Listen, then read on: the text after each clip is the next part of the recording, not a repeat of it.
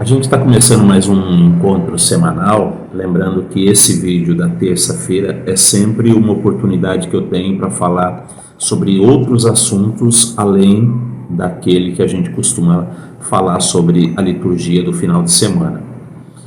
E hoje eu queria partilhar com vocês um documentário que eu assisti chamado Amém, Francisco Responde. E é uma obra-prima.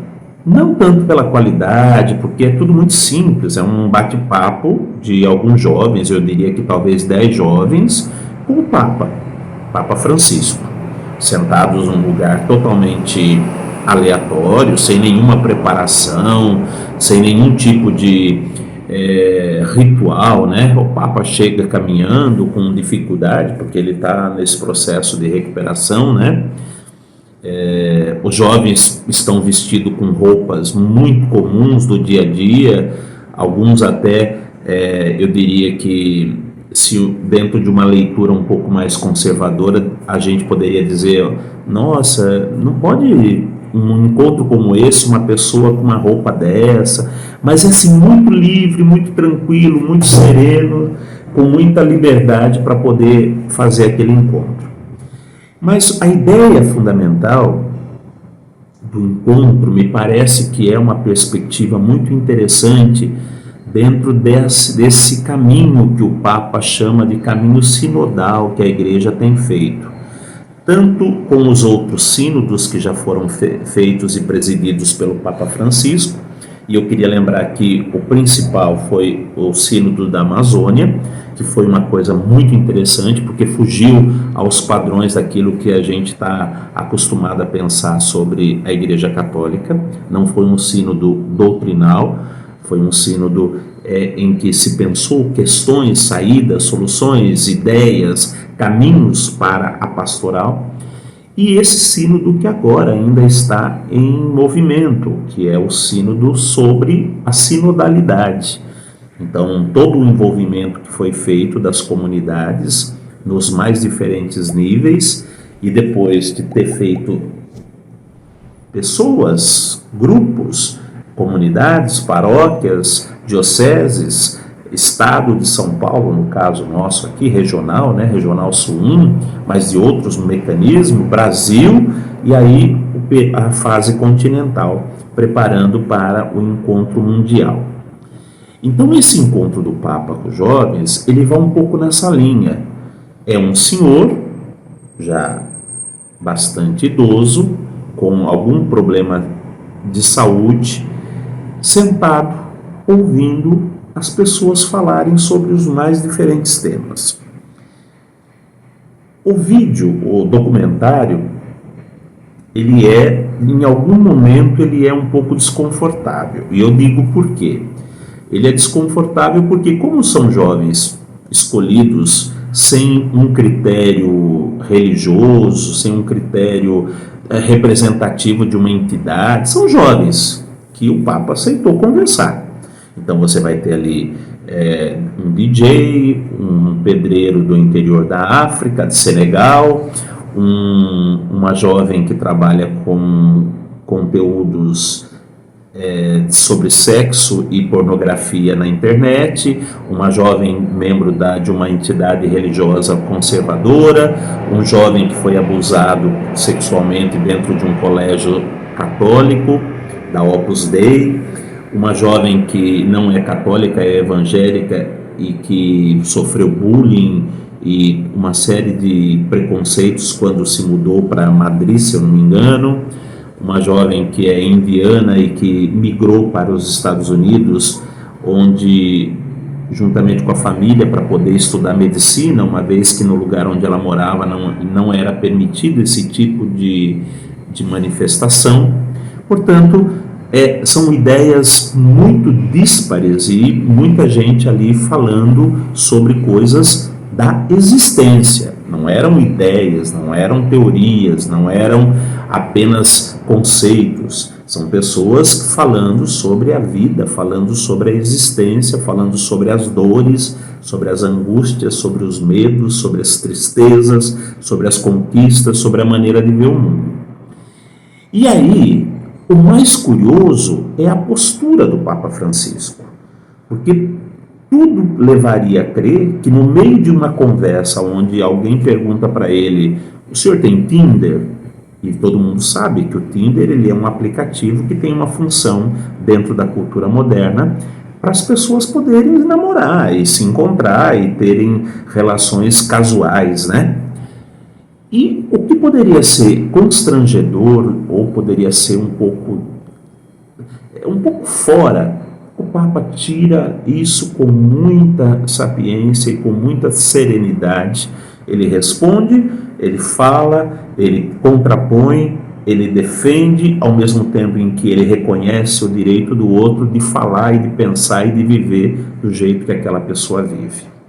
Inclusive em temas espinhosos, como o tema do ateísmo e o tema do aborto, que inclusive dá uma boa discussão entre os próprios participantes do debate, não tanto com o Papa, mas entre os próprios jovens que participam do debate. Mas é muito curioso a postura do Papa, e aí a gente percebe que é um convite para a igreja de fato.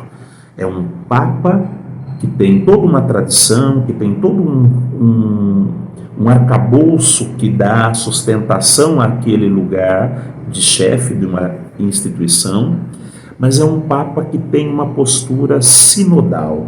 E em algum momento ele até fala isso. O que estamos fazendo aqui é o ideal para a igreja poder existir e sobreviver. Ou seja, aprender a ouvir, aprender a conversar, aprender a dizer, aprender a colocar-se diante dos acontecimentos.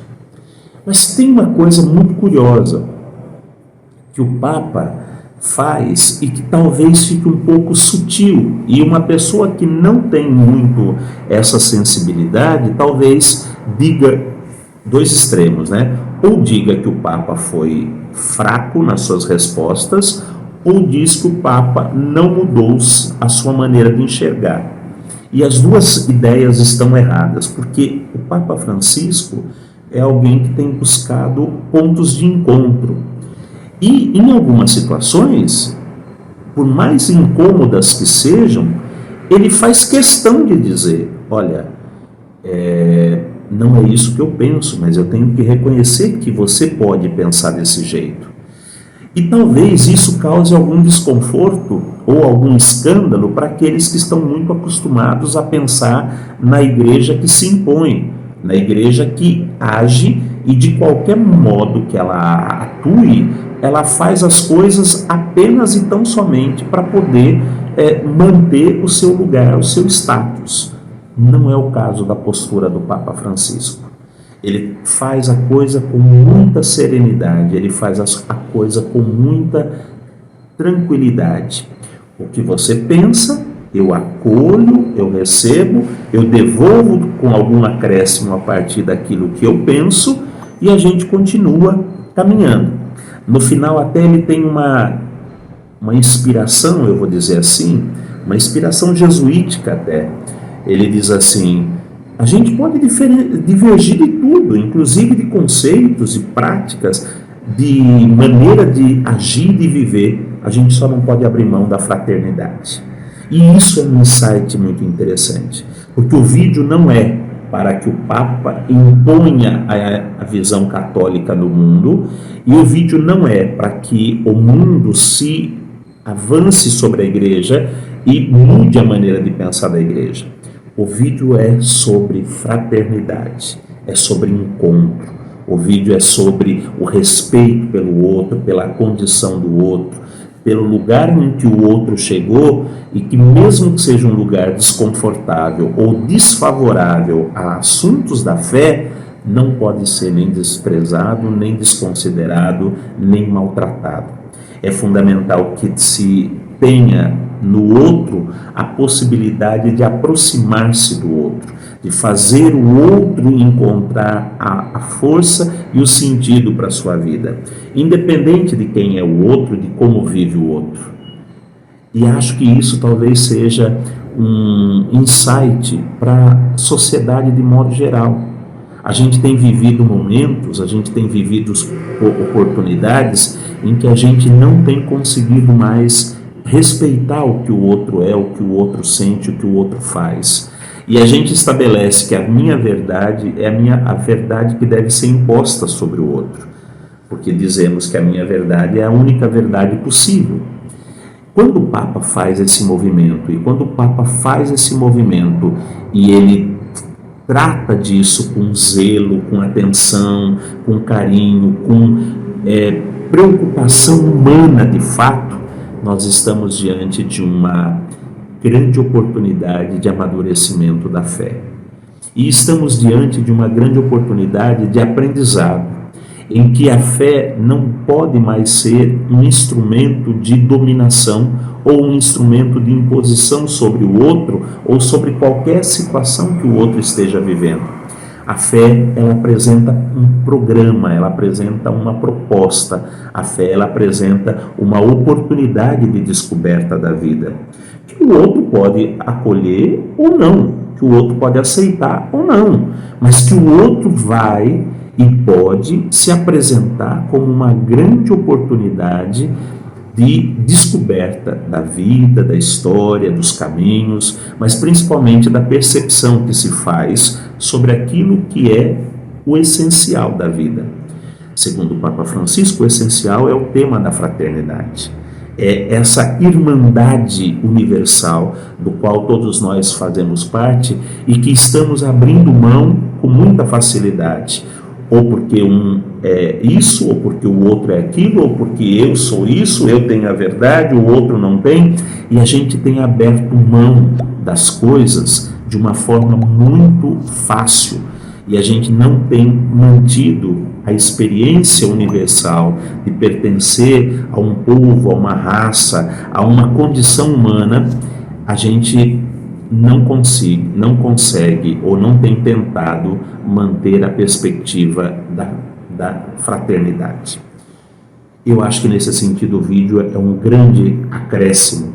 O documentário é uma grande oportunidade que a gente tem de olhar novamente para as coisas que de fato importam e de perceber aquilo que de fato é se não o único caminho, mas um dos caminhos possíveis para resgatar a humanidade de tanta dor, de tanto sofrimento, de tanta crueldade, de tanta angústia, de tanto medo, de tantas situações que a gente já não tem mais conseguido dar conta. A impressão que se tem é que a humanidade chegou numa encruzilhada. A grande parte das instituições, lideranças, pensadores tem uma tendência a empurrar a humanidade para esse precipício, como se não tivesse mais solução. A guerra é uma forma de empurrar a humanidade para o precipício, ou a fome é uma forma de empurrar a humanidade para esse precipício. As crueldades que se cometem em nome da liberdade, da justiça, são formas de empurrar a humanidade para o precipício. Mas também o racismo, que está envoltado com força total, os preconceitos todos que vão se acumulando no nosso imaginário, tudo isso tem empurrado a humanidade para um grande precipício. O Papa está dizendo, olha, o que eu penso e a igreja que eu represento pensa, que a gente precisaria redescobrir a fraternidade. A fraternidade, ela tem ali naquele momento de encontro daqueles jovens com o Papa, ela tem uma oportunidade de ser sentida. Estão ali falando das angústias, das dores, das tristezas, e estão falando sobre o respeito. Mas a fraternidade precisa ser implementada como um projeto de vida, onde a gente não mais vê o outro como inimigo, a gente não mais aceita a ideia de que o outro precisa ser violentado, descartado, explorado, ignorado, para que a gente possa se sentir vivo, mas a gente precisa redescobrir a fraternidade como um ponto de partida para a busca de soluções, que por enquanto ninguém tem as respostas prontas e acabadas, ninguém tem soluções mágicas para tudo que está acontecendo no mundo. Mas se a gente não recuperar esses laços de fraternos, de fraternidade, de ligação que nos coloca debaixo do mesmo olhar de pai, a gente não vai conseguir avançar. Eu sei, muita gente fala o contrário. Eu sei também que o caminho que essas pessoas propõem são muito mais fáceis, porque parar, ouvir, reconhecer, autorizar o outro a existir, independente das minhas convicções, é algo muito difícil e é algo que exige uma mudança fundamental de comportamento e de prática, coisa que nem sempre a gente está disponível para fazer, coisa que nem sempre a gente está com vontade de fazer, coisa que nem sempre a gente está querendo fazer, mas é necessário, é fundamental. A gente não pode mais continuar vivendo a vida achando que a minha maneira de pensar, de viver e de existir tem que se sobrepor à do outro, à experiência do outro. Esse tipo de modelo, de paradigma, ele precisa ser superado. A gente tem que reinventar a capacidade da fraternidade, onde cada um se reconheça irmão, independente da identidade que traz, e independente das realidades em que foi criado e que foi formado. Aprender a ouvir, a pensar, a sentir, a organizar projetos juntos, talvez seja a nossa saída desse precipício. Não é fácil, mas eu fico muito feliz de ver que o Papa tem conseguido fazer isso. Eu fico muito feliz de ver que tem muita gente buscando este caminho. E eu fico muito feliz de saber que nós podemos fazer isso. Que nós somos convidados a também fazermos isso. Que a gente não abra mão dessa vocação, desse chamado, e que a gente não se conforme com esse precipício como se fosse um destino para o qual foi reservada a humanidade. Não, nós não precisamos deixar de existir ou querer que o outro deixe de existir para que a gente possa ser quem somos. É possível, é permitido, está ao nosso alcance recuperar o senso de fraternidade universal, que nos dá a garantia de estarmos debaixo do mesmo olhar do Pai. Desejo a vocês um excelente dia, uma semana cheia de possibilidades fraternas. E convido você, se gostou do vídeo, compartilhar e se inscrever no canal e também deixar o seu joinha, tá bom? Já estamos quase chegando a 1000 inscritos. Quando chegarmos a esses 1000 inscritos, o YouTube autoriza a gente a fazer as lives. E aí é um novo projeto, um pouco mais elaborado que a gente está montando, tá bom? Eu conto com vocês. Um abraço, fiquem bem, fiquem na paz. Sejamos irmãos.